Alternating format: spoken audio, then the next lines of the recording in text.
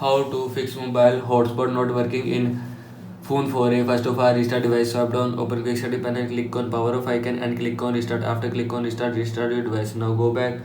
After that, turn on hotspot, open setting, scroll down, click on network at internet, click on hotspot and tethering and turn on this button. After turning on this button, turn on hotspot from your phone. Now go back. After that, check internet. After check internet device, reset all settings, open settings, scroll down, click on system, click on reset option, click on reset device setting and click on reset device setting again. All setting will be reset from your phone. Now go back. After that, software update, open setting, scroll down, click on system updates, click on check for updates and click on update. After click on update, your phone software will be updated from your phone. This is how you can fix mobile hotspot not working in phone 4a. I hope so you like this video and thanks for watching this video.